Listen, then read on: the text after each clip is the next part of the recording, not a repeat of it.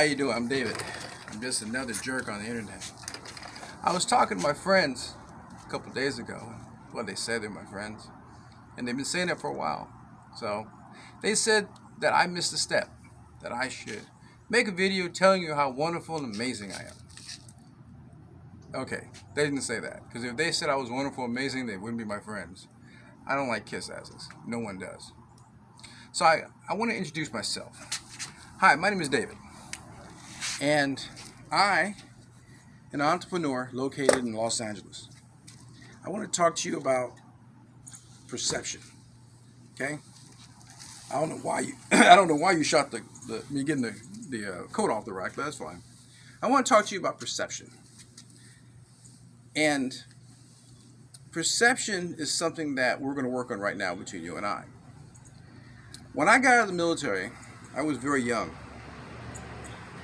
And I decided to go into businesses that I always wanted to go into. Now, in my bio, I wrote up that I first started business in Junior Achievement. I was the #1 salesman in Junior Achievement. That's when you make a bunch of stuff like a rocking chair with a plant in it, or a mirror with a little ledge on it you can sell people. I sold close to $500 worth of Junior Achievement stuff. Not bad at $15 a pop. I haven't changed since then. After that, I opened up a lawnmower business, and I was cutting 30 lawns at $30 a week at 14, along with working in the weekends with my dad. My dad was into construction. He also eventually bought a car lot, and I became his mechanic and car washer. After that, when I started high school, I started a media club where I got $50 per game, baseball, basketball, football. And I kept on going from there. At that time, I also started buying and reselling cars. Although my father would let me drive them, he did let me work on them. This is before we got into a world where everybody had to wear safety glasses, and if you fall over, you have to bubble wrap your child. I'm from a different generation. So, my name is David. Let me tell you a little bit about me. Come on with me. So, basically, I have had 19 businesses. Okay? I've had 19 businesses over the years. I've actually had close to 25. But the 19 other ones, I only count the ones that made me money. Now, why don't I count the other ones? Because I don't like negativity. But losing at a business is not negativity. The gardeners are coming. So come with me. Let's get in my car. This right here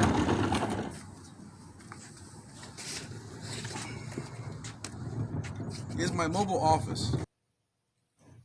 In this car, I have printers.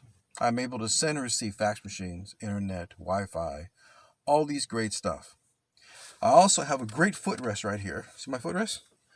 Footrest. Okay. I also have another one that comes up behind me if I want to feel like I need more support, which I really never do. The reason why I don't drive a Rolls Royce anymore is because back when I was younger, I had a Rolls Royce. I made my first million at 25 years of age. So when I made my first million, I also walked out of my third year of college. I was going to Cal State Northridge. And at Cal State Northridge, the professor came to my house that I had just bought, and I had a yard sale. He was very rude. When I got to college on my third year at business college, I walked in, and guess what? He was my professor. I had already scanned through the book, and I asked him a question. The question was very simple. How do you teach business if you've never been in business? And he told me to shut up and sit down. And I said, well, no, I want my question answered. He told me to shut up and sit down. And I said, well, I understand you're a college professor, but do you own a home? He said, no. I said, so you're a tenured college professor at a university and you don't own a home? He said, no. And I said, there's nothing you can teach me. So I walked out of college and I went to work for a real estate broker who built a company called Haynes Commercial. And Mr. Rodriguez taught me a lot of stuff. Now, my mother taught me a lot of stuff as a child because my mother was a real estate broker with a company called Tarbell, a long time ago. So I worked for Mr. Rodriguez for 2 years. The first year I stopped working for him. I made about $250,000 in commissions selling commercial real estate. I also work with Prudential and a few other companies. I manage offices. And I started my entrepreneurial from there. So let's talk about perception. A lot of people talk about perception, and they think and they really don't understand how things like that work. Perception is how people see you for the first time. It doesn't matter who you are inside. Is that better lighting? It doesn't matter who you are inside. What matters is how people see you, because people judge you. I always tease my male friends and tell them that a woman only gives you 18 seconds to decide if she likes you or she doesn't. It's kind of funny, but it's true. So perception is very interesting. I love telling stories. I've learned that my mother's Jewish. If you want to hate me, I'm Jewish. My dad's black. Knock your comments out. Remember, if you insult my heritage, please come up with something new, because I've heard everything else. My mother once told me that you should always cover your ass with paperwork. The other day, I went to a financial seminar, and I was talking to a gentleman, and a lady walked up to me. We call them Karens now. She walked up to me, and she said that, I act like I know what I'm doing. And she finds me annoying. And I said to her, well, ma'am, that's called institutional racism. And institutional racism works this way. If I was 5'7", 150 pounds, and was Caucasian, with wore glasses, oh, by the way, perception, these are fake glasses. These are just glass. I don't wear prescription glasses. So she said, well, how could you be so smart? And I said, that's institutional racism. The gentleman I was talking to, who was German, turned to her and said, ma'am, we invited this guy to talk to us about finance and real estate and business, because his business consulting firm is well known, and we like him. And she kind of looked at me, and I said, yeah, it's institutional racism. Because if I was Caucasian, with glasses, tall and skinny, you would really respect me. I look like a football player. I look like a linebacker. I'm a petite 240-pound, 6'1" guy. 6-foot guy. When I walked into advanced mathematics, one of the guys greeted me at the door and asked me, what was I there for? And I said, well, this is the right room. He said, okay, and he pointed to the trash can. And he said to me, well, there's a trash can. We're studying. And then I explained to him that I have transferred to this class.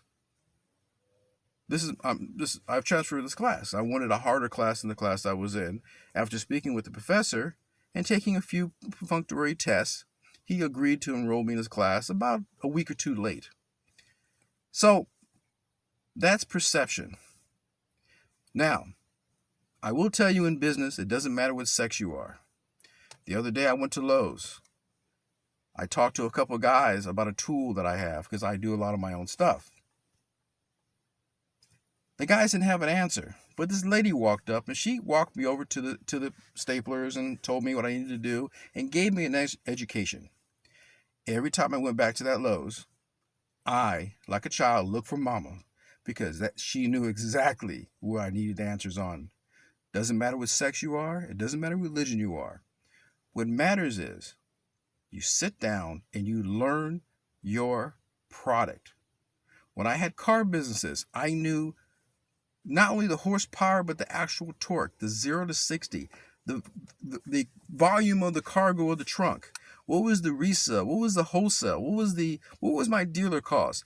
Did I have a 65 Porsche with 64.5 hubcaps on it?